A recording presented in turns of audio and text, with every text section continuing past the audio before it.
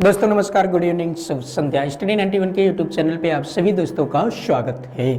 दोस्तों हम लोग इस सीटेट परीक्षा विशेष की दृष्टि से विगत परीक्षा में पूछे गए प्रश्नों को हल कर रहे हैं और महत्वपूर्ण जो वन लाइनर हम लोग इकाई या कहें कि किसी भी संस्कृत शिक्षण के पाठ्यक्रम को हम लोग वन लाइनर पढ़ चुके हैं, उससे संबंधित प्रश्नों को सम्मिलित किया जाता है जो विगत परीक्षा में पूछे गए। आइए दोस्तों प्रारंभ करते हैं सीटेट परीक्षा विशेष की दृष्टि से संस्कृत की इस प्रश्न श्रृंखला को। दोस्तों स्टडी 91 में हिंदी का बैच मात्र और मात्र आप प्राप्त कर सकते हैं 999 रुपये में। हिंदी मात्र 999 रुपये में प्राप्त कर सकते हैं। पेट का बैच 999 रुपये में, सुपर टेट 1799, आरओ और एआरओ के लिए बैच 499, एसएससी जीडी 699 और वीडियो मॉक टेस्ट मात्र 249 रुपये में आप बैच को प्राप्त कर सकते हैं। अगर आप इनमें से किसी भी परीक्षा की तैयारी कर रहे हैं दोस्तों तो आप मिनिमम प्राइस पर आप बैच को ले सकते हैं। आइए दोस्तों प्रारंभ करते हैं प्रश्न श्रृंखला को। और प्रश्न श्रृंखला का पहला प्रश्न शिक्षण से संबंधित है। यह प्रश्न कह रहा है कि योग्य अवसर प्रदानेन अनेक भाषाणाम अधिगमः।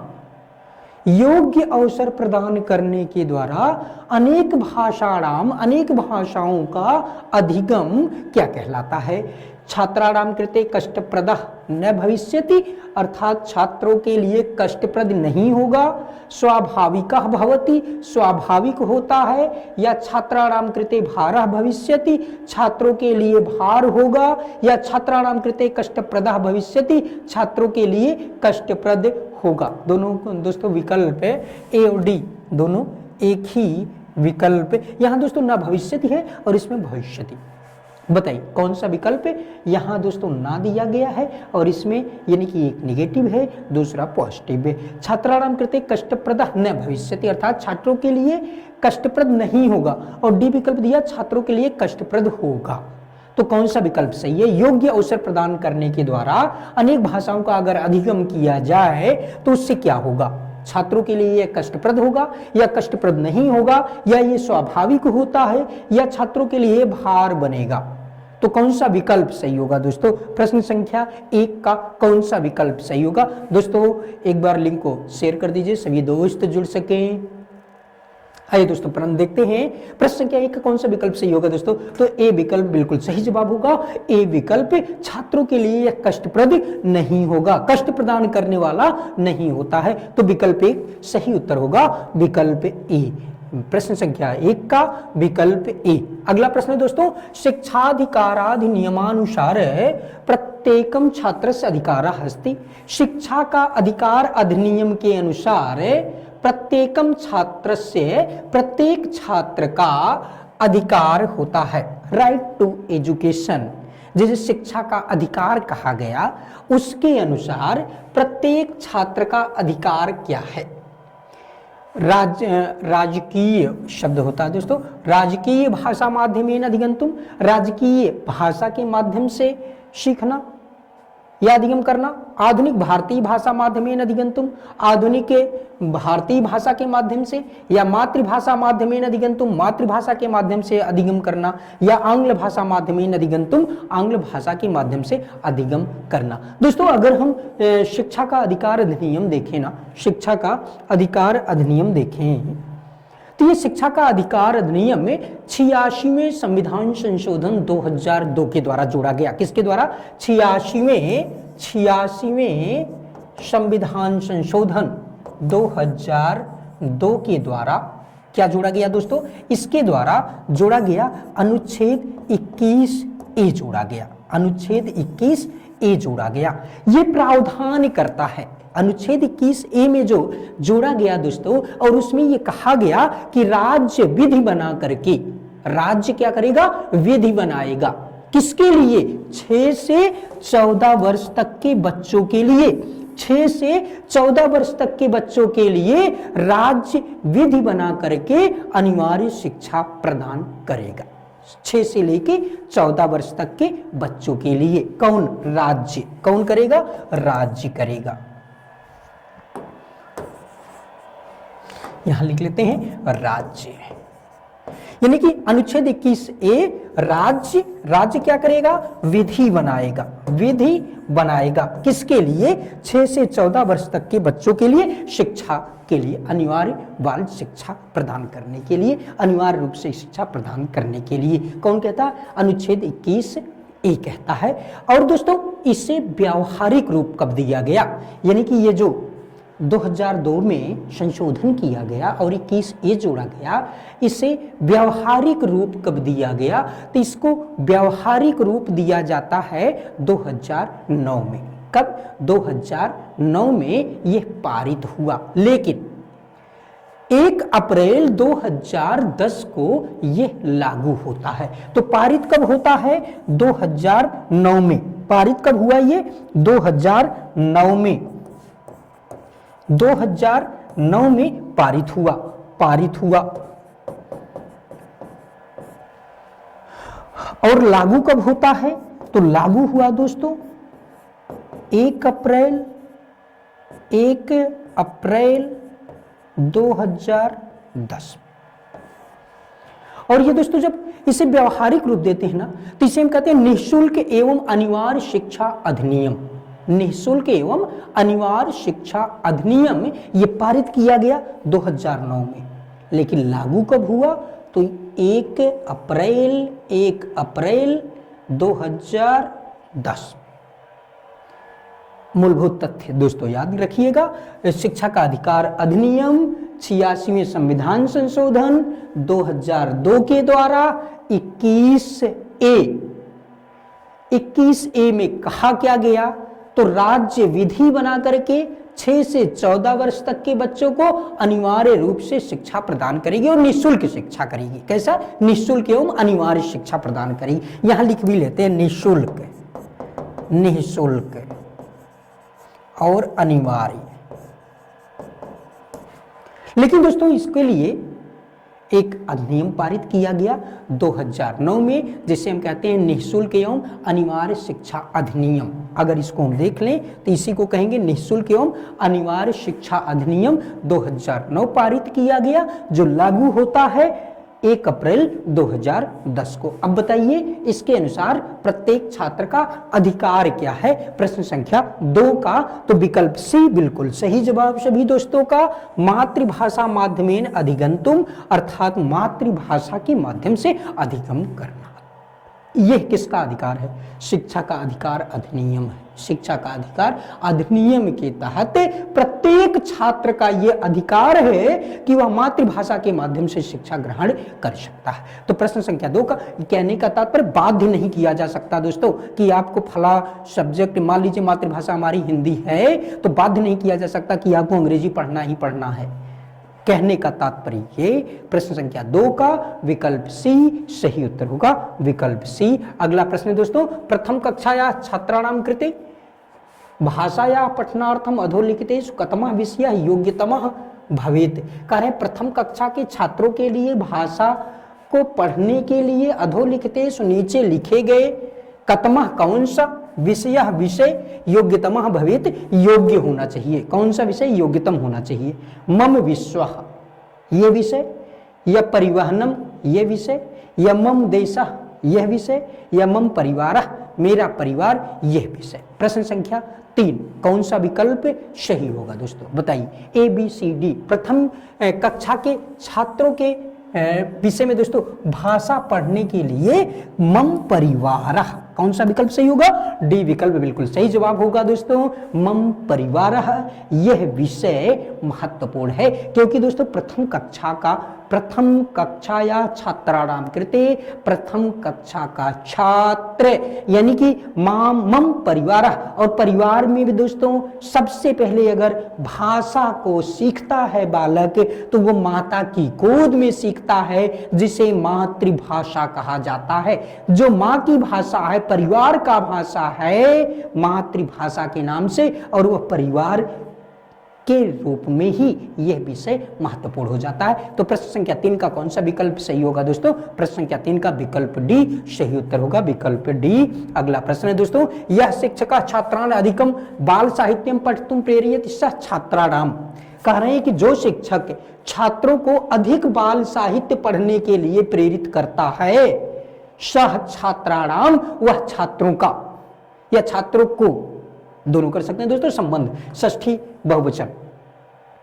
फिर से देखिए, जो शिक्षक, यह शिक्षक, जिस शिक्षक या जो शिक्षक छात्रान, छात्रों को अधिकम बाल साहित्यम पठितुम, अधिक बाल साहित्य पढ़ने के लिए प्रेरयति, प्रेरित करता है, सह छात्राणाम, वह छात्रों को क्या करता है, संभाषण कौशलम वर्धयितुम इच्छति, वह छात्रों का संभाषण कौशल बढ़ाने की इच्छा करता है। श्रवण कौशलम वर्धयितुम इच्छति, श्रवण कौशल बढ़ाने की इच्छा करता है। पठन कौशलम वर्धयितुम इच्छति, पठन कौशल बढ़ाने की इच्छा करता है। लेखन कौशलम वर्धयितुम इच्छति, लेखन कौशल बढ़ाने की इच्छा करता है। कौन सा विकल्प सही होगा दोस्तों? ए, बी, सी और डी में से कौन सा विकल्प सही होगा दोस्तों? बताइए। यहां जब बाल साहित्य पढ़ने के लिए प्रेरित कर रहा है तो कौन सा विकल्प सही होगा दोस्तों? पठन कौशल बढ़ाना चाहेगा। क्या बढ़ाना चाहेगा वह शिक्षक? पठन कौशल वर्धयितुम इच्छति, पठन कौशल बढ़ाने की इच्छा करता है, क्योंकि बाल साहित्य पढ़ने के लिए अधिक प्रेरित कर रहा है तो पठन कौशल ये महत्वपूर्ण हो जाता है दोस्तों। प्रश्न संख्या 4 का विकल्प सी सही उत्तर होगा, विकल्प सी। अगला प्रश्न दोस्तों देखते हैं, वर्णमालाया अक्षराणाम लेखनार्थम विद्यार्थिना समर्थान कर्तुम शिक्षका तान कथयति कथम है। अक्षर निर्माणार्थम रेखांकनम करणीयम, वक्रम करणीयम, पाशम करणीयम इति एतदस्ति। एक बार फिर से देखिए, वर्णमालाया अक्षराणाम करें, वर्णमाला के, अक्षराणाम अक्षरों को, लेखनार्थम लिखने के लिए, विद्यार्थिना विद्यार्थी, समर्थान कर्तुम विद्यार्थियों को समर्थ करने के लिए, शिक्षक तान कथयति उनसे कहता है, कथम कैसे, अक्षर निर्माणार्थम अक्षर निर्माण के लिए, रेखांकनम करणीयम रेखांकन करना चाहिए, वक्रम करणीयम वक्रता लानी चाहिए, पाशम करणीयम पाश करना चाहिए या पाश का प्रयोग करना चाहिए, इति ऐसा, एतद अस्ति यह है। लेखन यंत्रम, प्रवाही लेखनम, लेखन प्रक्रिया या रेखा लेखनम। प्रश्न संख्या 5 का कौन सा विकल्प सही होगा दोस्तों? ए, बी, सी और डी में से कौन सा विकल्प सही होगा? तो प्रवाही लेखनम। यह किस प्रक्रिया के अंतर्गत आता है दोस्तों? तो ये सारी चीजें आती हैं प्रवाही लेखन के अंतर्गत। किसके अंतर्गत? प्रवाही लेखन के अंतर्गत। प्रश्न संख्या 5 का विकल्प बी सही उत्तर है और आपका जवाब भी दोस्तों विकल्प बी सही आ रहा है। कुछ दोस्तों का विकल्प बी सही जवाब होगा। संभाषण कौशलस्य विकासार्थम योग्यतमः मार्गः अस्ति छात्रेभ्यः। कह रहे हैं संभाषण कौशल के विकास के लिए योग्यतम मार्ग है छात्रों के लिए।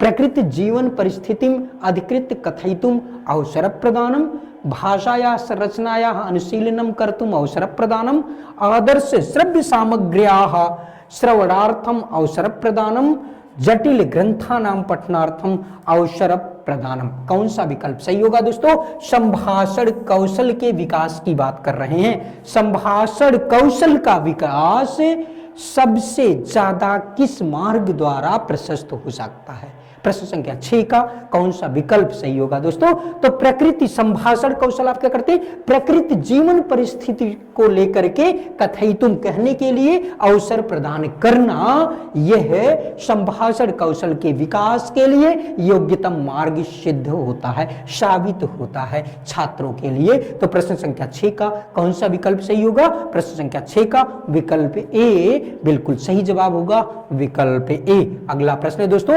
लेखनस्य प्रथम सोपानम अस्ति। लेखन का प्रथम सोपान है, लेखन का प्रथम सोपान है। प्रश्न संख्या 7, मार्गदर्शित लेखनम, प्रगत लेखनम, मुक्त लेखनम या संयत लेखनम। कौन सा विकल्प सही होगा दोस्तों? बताइए ए, बी, सी और डी में से कौन सा विकल्प सही होगा? लेखन का प्रथम सोपान क्या होता है दोस्तों? तो दोस्तों लेखन का प्रथम सोपान होता है मार्गदर्शित लेखन। मार्गदर्शित लेखन लेखन का प्रथम सोपान होता है। विकल्प ए सही जवाब होगा। दोस्तों अपनी हिंदी नितिन सर द्वारा लिखित ये पुस्तक मात्र 299 रुपए में आप प्राप्त कर सकते हैं। वीडियो की पुस्तक 199, पेट कॉम्बो के लिए पुस्तक 350 रुपए, पेट की बुक 300 रुपए, आरओ की बुक 175 रुपए और लेखपाल के लिए बुक मात्र 300 रुपए में दोस्तों फ्री डिलीवरी के माध्यम से आप घर बैठे प्राप्त कर सकते हैं। अगर दोस्तों बुक को लेने में किसी प्रकार की समस्या आती है तो इन नंबरों पर आप संपर्क करके समस्या का समाधान भी प्राप्त कर सकते हैं और बुक को परचेज कर सकते हैं। आइए दोस्तों देखते हैं अगला प्रश्न। चतुर्थ कक्षायाः एका बाला पठन समय एकम अपरिचित शब्द एकम अपरिचितम शब्दम पश्यति। एक अपरिचित शब्द को देखती है। सा वह, बाला वह बालिका। कह रहे हैं कि चौथी कक्षा की एक बालिका पठन समय पठन कार्य करते समय एकम अपरिचितम शब्दम एक अपरिचित शब्द को देखती है। वह संदर्भानुसारम अर्थस्य अनुमानम कुर्यात्। संदर्भ के अनुसार अर्थ का अनुमान करना चाहिए उसको। या शब्दस्यार्थम कश्चित् पृच्छेत्। शब्द के अर्थ को किसी से पूछना चाहिए। या शब्द दुर्लक्षितम कुर्यात्। शब्द को दुर्लक्षित कर देना चाहिए। शब्दकोश से शब्दस्यार्थम पश्येत्। या शब्दकोश में शब्द के अर्थ को देखना चाहिए। कौन सा विकल्प सही होगा दोस्तों? तो बिल्कुल सही जवाब दोस्तों का रहा है विकल्प ए। संदर्भ के अनुसार अर्थ का अनुमान करना चाहिए। अगर पठन कार्य करते समय दोस्तों कोई अपरिचित शब्द आ रहा है तो भाव क्या निकल रहा है उसी के अनुसार अर्थ का अनुमान करना चाहिए। प्रश्न संख्या 8 का विकल्प सही उत्तर होगा। अगला प्रश्न दोस्तों देखते हैं। सतत समग्र मूल्यांकनम संकेतयति।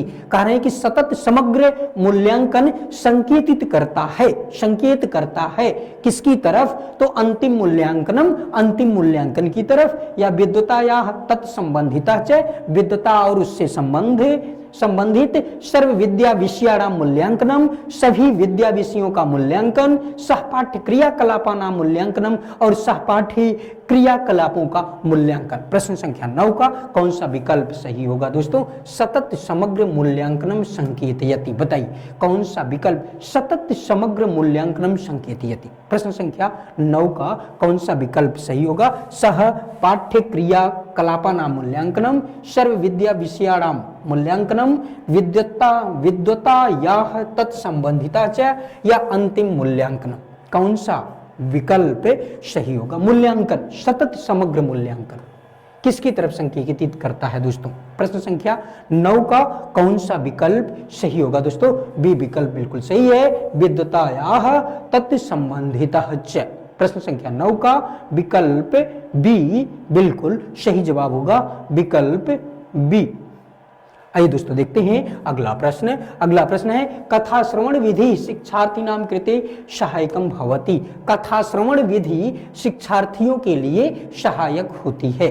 श्रवण मात्र से कौशल से विकासार्थम श्रवण मात्र कौशल के विकास के लिए, संभाषण कौशल से विकासार्थम संभाषण कौशल के विकास के लिए, श्रवण संभाषण कौशल विकासार्थम श्रवण और संभाषण कौशल के विकास के लिए, पठन लेखन कौशल विकासार्थम पठन और लेखन कौशल के विकास के लिए कथा श्रवण विधि किस शिक्षक के शिक्षार्थी नाम कृते शिक्षार्थियों के लिए यह विधि सहायक होती है। दोस्तों इस विधि से किसका विकास होता है? प्रश्न संख्या 10 का कौन सा विकल्प सही होगा दोस्तों? कथा श्रवण में तो दोस्तों श्रवण संभाषण कौशल का विकास होगा। क्या होगा? श्रवण संभाषण कौशल का विकास होता है। प्रश्न संख्या 10 का विकल्प सी सही उत्तर होगा। विकल्प सी। अगला प्रश्न दोस्तों हिंदी का इंडिविजुअल कंप्लीट कोर्स का बैच प्रारंभ है जो कि नितिन सर द्वारा पढ़ाया गया है। आप इस पेज को ले सकते हैं।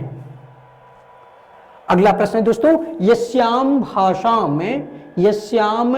भाषायाम होना चाहिए दोस्तों। यस्याम भाषायाम तस्य देशस्य व्यवहारम लोकाचारम च अपि अभिदृश्यते।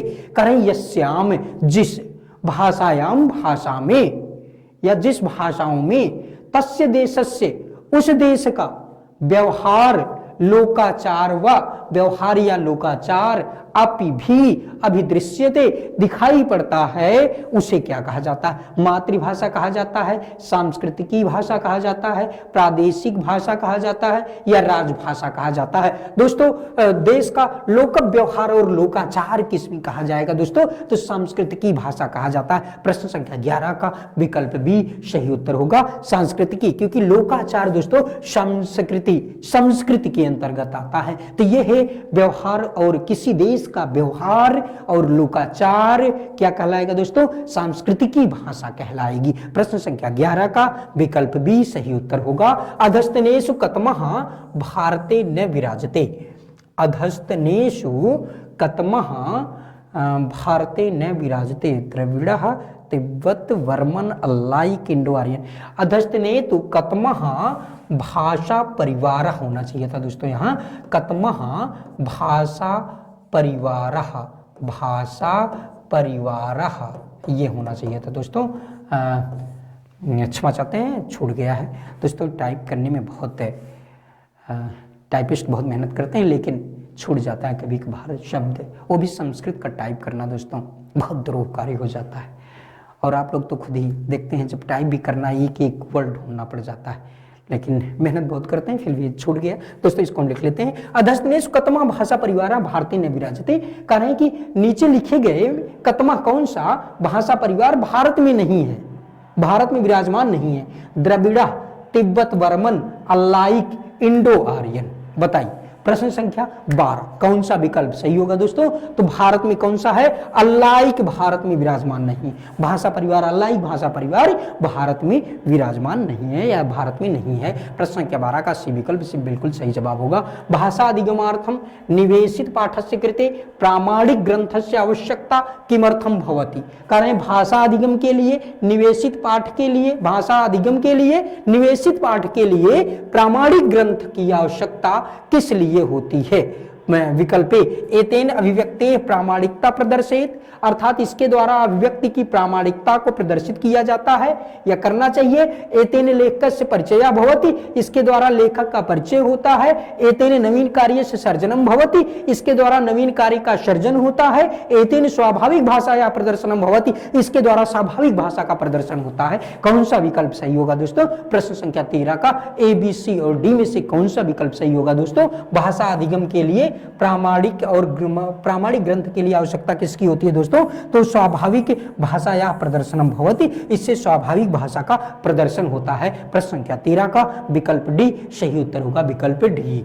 और आपका जवाब भी दोस्तों विकल्प डी सही उत्तर है, विकल्प डी। अगला प्रश्न दोस्तों देखते हैं, प्रश्न संख्या 14। अध्ययन अध्यापने सर्व विषय व्यापी भाषा परिप्रेक्ष्ये अधस्तनेषु कतमम कथनम न समीचीनम। कह रहे हैं कि अध्ययन अध्यापन में सर्व विषय व्यापी भाषा परिप्रेक्ष्य, सर्व विषय व्यापी भाषा के परिप्रेक्ष्य में अधस्तनेषु नीचे दिए गए विकल्पों में से कतमम कथनम कौन सा कथन न समीचीनम समीचीन नहीं है, उपयुक्त नहीं है, सही नहीं है। आंग्ल भाषा या हिंदी भाषाया वा शिक्षिका छात्रान् समूहेषु एकस्य ग्रामस्य नगरस्य स्मारकोपरि प्रकल्पं कारयति। जंगम दूरवाण्याः चतुर्णां प्रकाराणां तुलनां कृत्वा प्रौद्योगिक्याः उपयोगम् आधारीकृत्य निबन्धं लेखितुं छात्राः निर्दिश्यन्ते।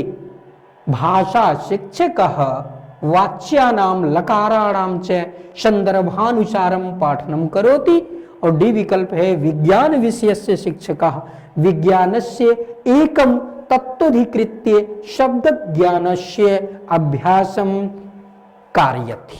बताइए कौन सा विकल्प सही होगा? प्रश्न संख्या 14 का कारण कि अध्ययन अध्यापन में सर्व विषय व्यापी भाषा परिप्रेक्ष्य में कौन सा कथन समीचीन नहीं है? प्रश्न संख्या 14 कौन सा विकल्प सही होगा दोस्तों? तो भाषा शिक्षक वाच्यानाम लकाराणाम च संदर्भानुसारम पाठनम करोति। भाषा शिक्षक वाच्यों का लकारों और लकारों का संदर्भ के अनुसार पाठ करता है। प्रश्न संख्या 14 का विकल्प सी सही उत्तर होगा। अगला प्रश्न है अधोलिखितेषु कतमा उक्ति उचिता, नीचे लिखे गए विकल्पों में से कौन सी उक्ति उचित है। कस्याचित् भाषायाः ज्ञानं नाम विभिन्न परिस्थितिषु तस्याः भाषायाः व्यवहारः, कस्याचित् भाषायाः ज्ञानं नाम तस्याः भाषायाः सर्वेषां शब्दानां ज्ञानं, सर्वेषां शब्दानां ज्ञानं, कस्याचित् भाषायाः ज्ञानं नाम तस्याः भाषायाः शुद्ध व्याकरणस्य ज्ञानं और कस्याचित् भाषायाः ज्ञानं नाम तस्यां भाषायां लेखनस्य ज्ञानं। कौन सा विकल्प सही होगा दोस्तों। यहां दे रहे हैं भाषा का व्यवहार, यहां दे रहे हैं सर्वेषां शब्दानां ज्ञानम, भाषा के सभी शब्दों का ज्ञान, और यहां दे रहे हैं भाषा के शुद्ध व्याकरण का ज्ञान और भाषा के लेखन का ज्ञान। कारण कि कौन सी उक्ति उचित है। प्रश्न संख्या 15 कौन सा विकल्प सही होगा दोस्तों। तो कस्याचित् भाषायाः ज्ञानम नाम तस्या भाषाया सर्वेषां शब्दानां ज्ञानम, सभी प्रकार के शब्दों का ज्ञान ही क्या कहलाएगा उस भाषा का। कारण कस्याचित् भाषायाः ज्ञानम नाम, कारण कि भाषा हम कैसे जानते हैं, जिसमें आने वाले प्रत्येक शब्द उस शब्द तस्या भाषाया उस भाषा के सर्वेषां शब्दानां ज्ञानम, सभी शब्दों का ज्ञान अगर हो जाएगा दोस्तों तो उस भाषा को हम आसानी से जान सकते हैं।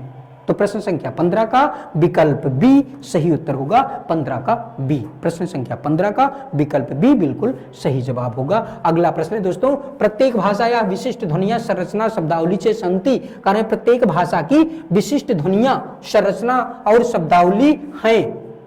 भाषा प्रजाति विशिष्टा वर्तते, अर्थात भाषा प्रजाति विशिष्ट होती है। भाषा यादृच्छिकी वर्तते, भाषा यादृच्छिक होती है। भाषा एक कौशल विषय वर्तते, भाषा एक कौशल विषय है। भाषा एक व्यवस्था वर्तते, भाषा एक व्यवस्था। विशिष्ट ध्वनियों की संरचना, विशिष्ट ध्वनियों की संरचना दोस्तों किसमें होती है। तो कौन सा विकल्प सही होगा दोस्तों। प्रश्न संख्या 16 का कौन सा विकल्प सही होगा। डी विकल्प भाषा एक व्यवस्था वर्तते, जिसमें दोस्तों विक्रम व्यवस्थित किया जाता है। जो वर्णमाला होती है जिसमें भाषा की विशिष्ट ध्वनियों को रखा जाता है, अगर उनको देखें दोस्तों तो ये कहीं ना कहीं वर्णमाला में वर्णों का क्रम, ध्वनियों का जो लिपिबद्ध की गई उनका एक क्रम रहता है, स्वर और व्यंजन, और उसमें भी उन ध्वनियों को रखने का एक क्रम निर्धारित किया गया है। तो कौन सा विकल्प सही होगा। डी विकल्प बिल्कुल सही जवाब होगा। प्रश्न संख्या 16 का अगला प्रश्न दोस्तों यूपी पुलिस से कांस्टेबल का नया बैच से प्रारंभ है, जिसमें कंप्लीट कोर्स से मात्र और मात्र दोस्तों 1499 रुपए में आप प्राप्त कर सकते हैं, वो भी महाबचत ऑफर के तहत दोस्तों। तो आप यूपी पुलिस कांस्टेबल का बैच ज्वाइन कर सकते हैं। अगला प्रश्न देखते हैं दोस्तों। अगला प्रश्न है भाषा तावत व्यक्ते है स्व मत व्यक्तिकरण से सर्वश्रेष्ठ माध्यम अस्ति, कारण कि भाषा अव्यक्ति और अपने मत को व्यक्त करने का सर्वश्रेष्ठ माध्यम है। कौन सा विकल्प सही होगा दोस्तों।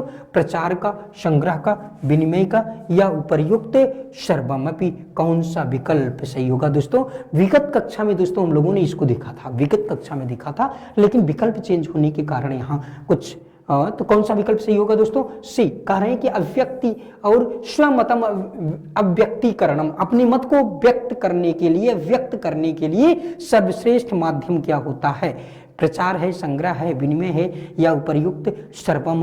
कौन सा विकल्प सही होगा दोस्तों। विनिमय, आदान प्रदान की अव्यक्ति का माध्यम, भाषा किसे कहते हैं, अव्यक्ति के माध्यम को भाषा कहते हैं। तो और उसमें दोस्तों क्या होता है, आदान प्रदान होता है, विचारों का आदान प्रदान होता है। बताइए निम्नलिखितेषु कथमम उत्तरम प्रादेशिक भाषा विकासाय समस्या नास्ति इति सूचिते, कह रहे हैं कि निम्नलिखित में से कथमम उत्तरम कौन सा उत्तर प्रादेशिक भाषा विकासाय, प्रादेशिक भाषा विकास के लिए समस्या नास्ति, समस्या नहीं है, इस प्रकार सूचित करती है।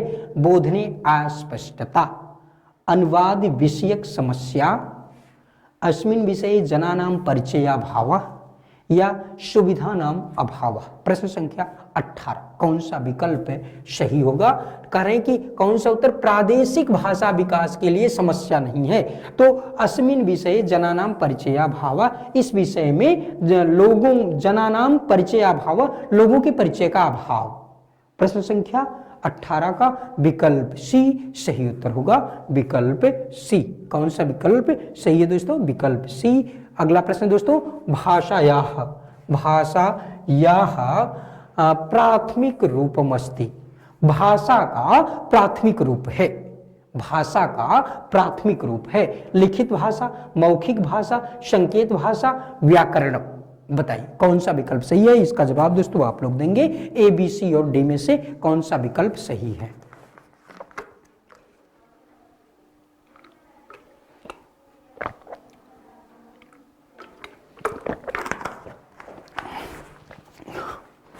आज भी दोस्तों देखें ना, अगर आज भी देखें ना तो हम लोग संकेत करते हैं। क्या करते हैं? संकेत करते हैं। और भाषा किसे कहते हैं? जो अभिव्यक्ति का माध्यम हो। भाषा अभिव्यक्ति का माध्यम हो, अभिव्यक्त करे। लेकिन दोस्तों कभी कभार ना हम वाचन के रूप में अभिव्यक्त नहीं करते हैं, वाणी के रूप में अभिव्यक्त नहीं करते, बल्कि अंगों से अभिव्यक्त करते थे। जैसे ऐसे कर दिया, ऐसे कर दिया, या विभिन्न प्रकार के हाव भाव, मुख की अभिव्यक्ति, या कहें कि विभिन्न शरीर के विभिन्न प्रकार के अंगों की अभिव्यक्ति के द्वारा भी हम अपनी अभिव्यक्ति कर देते हैं, सामने वाला समझ जाता है। और मतलब अभिप्राय आपका अभिव्यक्ति क्या है वो समझ जाता है। तो बताइए कौन सा विकल्प सही होगा? ए, बी, सी और डी में से कौन सा विकल्प सही होगा? इसका जवाब दोस्तों आप ही लोग बताएंगे। भाषा का प्राथमिक रूप क्या होता है? संकेत भाषा होता है, या लिखित भाषा होता है, या मौखिक भाषा होता है, या व्याकरण होता है? दोस्तों कौन सा विकल्प सही है? ए, बी, सी और डी में से बिल्कुल सही जवाब दोस्तों का रहा विकल्प सी, संकेत भाषा। संकेत भाषा, लोग संकेत से ही समझ जाते थे। प्राथमिक रूप के रूप में, भाषा के प्राथमिक रूप में किसे जाना जाता है? अब ये भी दोस्तों हम अगर कर देना तो लोग इसको भी एक A1 समझ जाते हैं, तो मतलब ये भी नहीं करना चाहिए। लेकिन अब थोड़ी सी हैबिट पड़ गई है, तो इसलिए संकेत भाषा, संकेत करना, संकेत करना, संकेत ये भाषा का प्राथमिक रूप है। और बाकी आप सब समझदार हैं। प्रश्न संख्या 19 का विकल्प सी सही उत्तर होगा। अगला प्रश्न है, निम्नलिखितेषु किम भाषा शिक्षण से उद्देश्यम नास्ति। कारण निम्नलिखित में से क्या भाषा शिक्षण का उद्देश्य नहीं है? भाषा शिक्षण का उद्देश्य क्या नहीं है? विचाराराम अभिव्यक्ति, भाषा में क्या करते हैं? विचारों की अभिव्यक्ति करते हैं, तो यह उद्देश्य है। भाषा या अधिगम, भाषा का अधिगम करना, या लेखनदाता, या सृजनात्मकता, सृजनात्मकता, सृजनात्मकता होना चाहिए दोस्तों, सृजनात्मकता।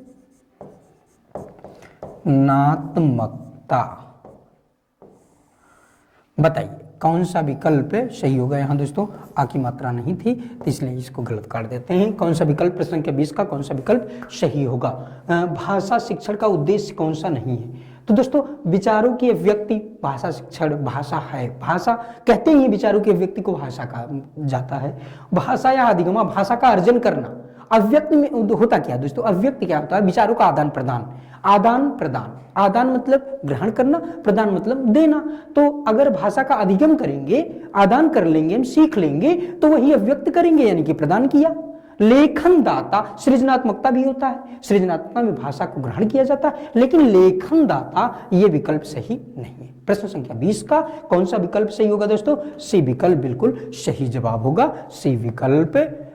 दोस्तों नितिन सर द्वारा हैंडरिटन ई बुक्स, प्राचीन इतिहास, मध्यकालीन इतिहास, आधुनिक इतिहास, सामान्य हिंदी, भारत का भूगोल, भारतीय राज्य व्यवस्था, बायोलॉजी, केमिस्ट्री और फिजिक्स हैंडरिटन ई बुक्स उपलब्ध हैं। दोस्तों अगर आप प्रतियोगी परीक्षाओं की तैयारी कर रहे हैं दोस्तों, तो आपके लिए महत्वपूर्ण तथ्यों का संकलन हैंडरिटन ई बुक्स के रूप में ले सकते हैं, उपलब्ध है। आइए दोस्तों देखते हैं आगे। और ये था दोस्तों आज का 20 महत्वपूर्ण प्रश्न है। आज के लिए दोस्तों बस इतना ही। मिलते हैं कल पुनः सायंकाल 4 बजे। तब तक के लिए आप सभी दोस्तों को शुभ संध्या।